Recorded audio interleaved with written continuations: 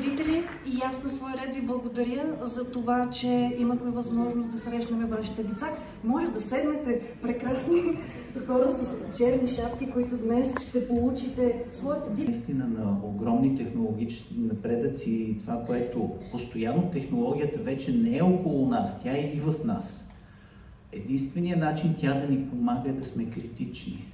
Ние не трябва да се плъзгаме по технологията или заради технологията. Ние трябва да сме критични към технологията. Когато изкуственият интелект ни каже нещо, замислете се това така ли е. Не го приемайте безкритично. Помислете. Защото бъдещето няма да е на тези, които ползват изкуствения интелект.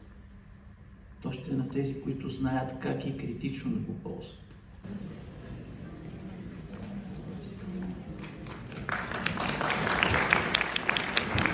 Като бакалаври, радваме се, че ги видяхме като магистри, търпеливи, но си заслужава търпението, надявам се.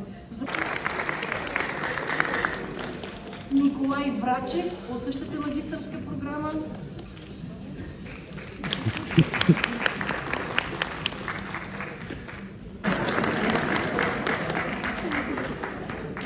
Сериозно обещание, професор Боянов, това е деканската яка, така че сериозно бъдеще за това дете. Венелин Димитров от същата магистърска програма, заповядайте. Дипломанти, 1, 2, 3, ваш ред е.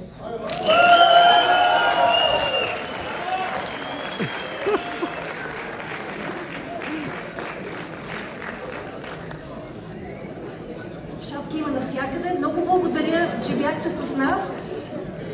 Това беше нашия празничен ден. Едно малко съобщение.